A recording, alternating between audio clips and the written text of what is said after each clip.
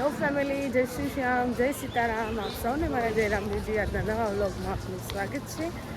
આજે થઈ ગઈ છે પૂનમ, તારીખ છે 31/5 અને આપણે પહોંચી ગયા છીએ શામળાજી. ધજાના દર્શન કરી લો. જઈએ છીએ અંદર. 9 વાગ્યા છે સવારના. ના શું કહેવાય, પેલી સ્ટોરીને એવું હોય ને, જય શામળિયા, જય શામળિયા, એટલે પછી આવી ગયા છીએ. અંદર જઈએ, દર્શન કરીએ. આજે દાદાનો બર્થડે પણ છે, તો હેપી બર્થડે ટુ દાદા. કારણ કે તમે તમારા બ્લોગ જોતા જ હોવ છો. જઈએ. ભીડ તો છે આજે, પૂનમ છે ને એટલે સવારની તો ભીડ રહેવાની જ. ઓ સરસ મજાના દર્શન થઈ ગયા. હેડો, ભીડ છે, ભીડ. આ પૂનમની ભીડ કહેવાય, પ્લસ વેકેશન, પ્લસ રવિવાર. જબરજસ્ત ભીડ છે. આગળ તો છેક સુધી લાઈન છે એટલે જવાયું જ નથી. પ્રદક્ષિણામાં એ ભીડ ને બધી જ જગ્યાએ ભીડ. આજે ધજા પણ વધારે ચડતી લાગે છે.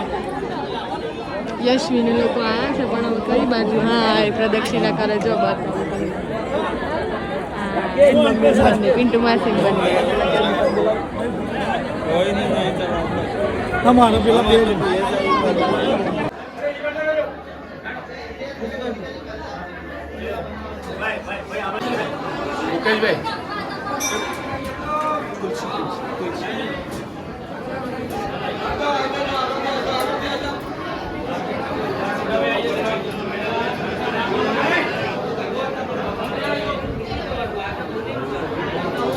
જુઓ. આવો ભીડ દેખાય.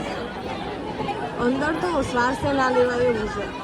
એમાં ભૂલથી બી નાના છોકરાને લઈને તમે આ જવાય. કેવા દર્શન થયા? અહીંયા જોઈને નહીં બોલા શું? વીઆઈપી વસ્તુ ઠીક છે, પણ વીઆઈપીમાં જગો ના જો, પણ ભગવાન તો એ જ છે. જવા મળતું હોય તો જઈને હે ને. તું અંદર આવ્યો તો ને, જય શામળિયા ના સંભળાયું. જય શામળિયા, જય શામળિયા. મજા આવી. અંદર ખાસી વાર ઊભા રહ્યા. ભગવાનના શામળિયા ભગવાનના સરસ એવા દર્શન કર્યા. હવે જઈએ ઘર તરફ. ભગવાનને આજે કેરીનો પ્રસાદ છે, એટલે ભગવાનના આગળ ધરાયેલી કેરી પછી ડીશોમાં કટિંગ કરીને આપે છે. પણ આગળ તો ટોપલીઓ મૂકી અને ભગવાનને ઉનાળો ભરણ એટલે કેરીનો પ્રસાદ ચડાવે છે. ભીડ તો યથાવત જ છે. આજે સવારના 10:15 અને આપણે નીકળ્યા છીએ જવા માટે હવે ઘરે જઈને જમવાનું છે. આવા ગામમાં પણ છે એક પ્રસંગ, એટલે તમે લોકો ત્યાં જશો. ઘરે હું ને મમ્મી હોઈશું. સવારે ઓલમોસ્ટ બધું કામ પૂરું કરીને પછી આવ્યા હતા, તો બસ હવે ઘરે જઈએ છીએ. સરસ મજાના દર્શન થયા. પણ મારી બધાને નમ્ર અપીલ છે કે જો તમે પૂનમના દિવસે સવારે આવતા હોય તો ના આવતા, અને એમાં પણ જો તમે તમારા પરિવાર સાથે આવતા હોય તો 4 વાગ્યા પછી સાંજે ના આવજો, જેથી તમને એક શાંતિથી ભગવાનના દર્શન થાય. આ વખતે પેલી આ વર્ષમાં આટલું બધું ના, આ વર્ષમાં આટલું બધું થવાનું કારણ કે પુરુષોત્તમ માસ ચાલુ છે. અને પુરુષોત્તમ માસમાં શામળિયા ભગવાનનું કહેવાય ને કે ઓમ નમો ભગવતે વાસુદેવાય, એટલે લોકો વધારે જ આવતા હોય. એમાં પણ આજે તો ધજાનું પણ પેલા ભાઈને મેં જે ઊભા હતા પેલા ગેટમાં વાળાના જોડે ઊભી રહી ને 10-15 મિનિટ મેં બધું પૂછ્યું, તો કે મેં બેન આખો દિવસ આ ચાલુ રહેવાનું, કારણ કે વેકેશન છે, રવિવાર છે, પ્લસ પૂનમ છે, પ્લસ પુરુષોત્તમ માસ છે. તો કે આ 4 વસ્તુઓના કારણે કે એટલી ભીડ રહેવાની કે નાએ કોને પાડવી, તમે અંદર ના જાઓ એમ. એટલે એવું હતું. પછી એમનું કેવું એ થયું કે જો સાંજના 4-5 વાગ્યા પછી આવો ને તો એમને થોડી ઓછી ભીડ હોય, પણ ઓછી હોય. આ કેવું કે એકબીજામાં અકડાઈને ઝઘડાઈને જે લોકો બહાર નીકળતા હતા ને એ જોઈને એમાં ઉંમરવાળા અને પ્લસ નાના બાળકો એમને ખૂબ તકલીફ પડે આવા દર્શન કરવામાં. પણ વ્યવસ્થાના ભાગરૂપે આમ તો બધા સારો સહકાર, કારણ કે આખો દિવસ ઊભું રહેવું એ પણ કંઈ નાની અમથી વાત નથી. આમ તો સારું હતું, હે ને? પણ ધન્ય તો એ સિક્યુરિટી ગાર્ડ છે અને કર્મચારી છે. એમને આખો દિવસ સવારે 6 વાગ્યાથી રાત્રે 9 વાગ્યા સુધી એમને એક જ વાત હોય, આગળ વધો. હા, ચલો આ બાજુ આવો, આગળ વધો, આ બાજુ આવો, આગળ વધો. એટલે ભાઈ મને એ જ વાત કરતા હતા કે બેન અમારે આખો દિવસ આવું ને આવું ચાલુ હોય. મેં કીધું બહુ અઘરું કહેવાય એમ. આપણને કે થોડી વાર ઉભા રહીએ તો એ થાકી જતા હોઈએ છીએ. એટલે એમની મને સામેથી કીધું કે જો કોઈ પરિવાર સાથે આવતું હોય ને તો એમને એક આવો મેસેજ મોકલજો કે 4 4:30 પછી આવે ને તો શાંતિથી દર્શન કરી શકાય. આજે તો શામળિયા ભગવાનને કેરીનો હતો પ્રસાદ. શું હતો?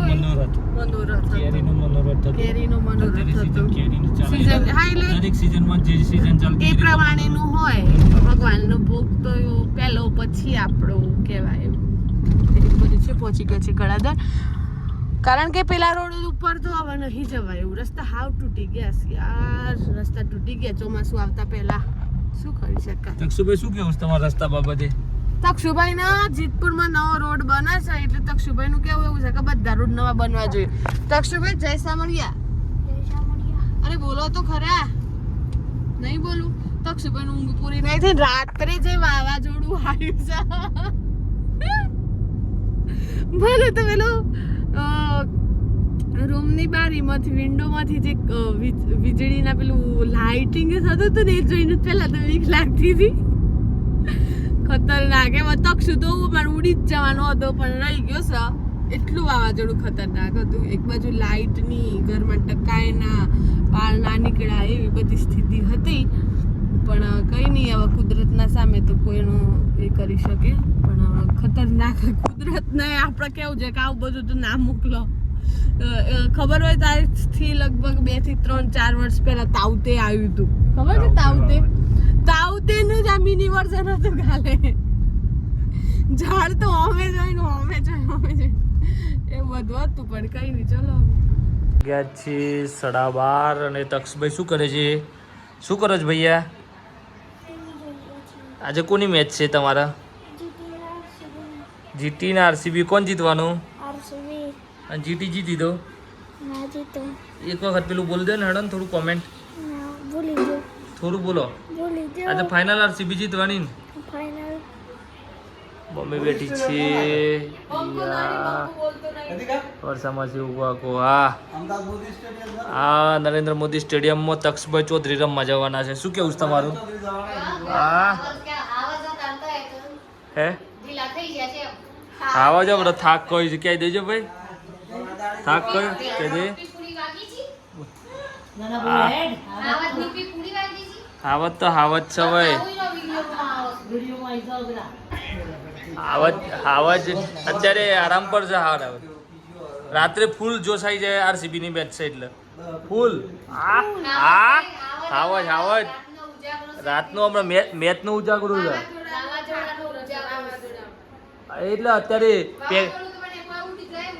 વર્ષીભાઈ અત્યારે પ્રેક્ટિસ કરીને આવે મેચની. આજે વાંજે બુક કાશે જીટીના. આજે શું જલ્દી બે લડવાના છો અત્યારે ના? કોણ જીતવાનું છે? RCB final. અને જીટી જીતી જીતો પૈસા પાછા. હું થઈ જવાનું થોડા દાડા જીટી ના જા ગોવા પડી જાય. હું થઈ જીટી ના હું થાય થોડા દાડા કાયદેસર. ચલો વર્ષામાંથી શું કરો? મમ્મી શું કરો છો?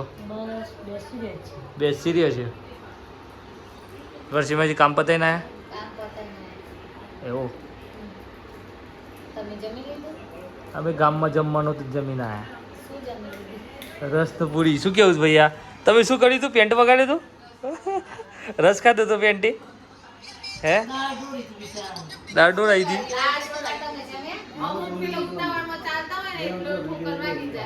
હું ત્યાં આવા ને તો હું ત્યાં એનો હોત તો ને આ તો ઘરે આવી ગયા પાછા.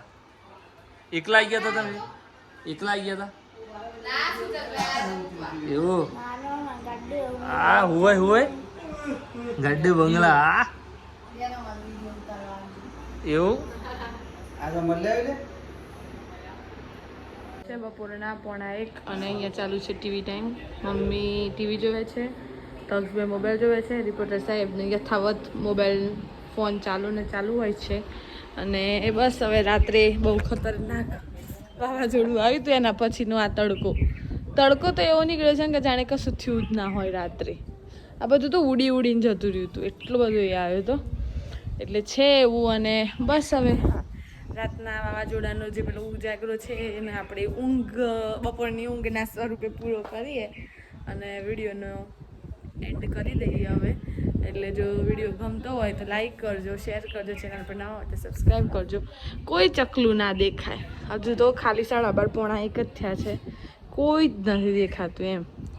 હા, એક પેલી દૂર સુધી એક્ટિવ આવી, એ ગામમાં એક પ્રસંગ છે ને એના માટે, બાકી કોઈ જ નહીં દેખાતું. એટલે બસ આ વિડીયોનો એન્ડ કરીએ છીએ. અને જો વિડીયો ગમે તો લાઈક કરજો, શેર કરજો, ચેનલ પર નવા હોય તો સબસ્ક્રાઈબ કરજો. મળીએ કાલે નવા વ્લોગ સાથે. ત્યાં સુધી જય શ્રી શ્યામ, જય સીતારામ.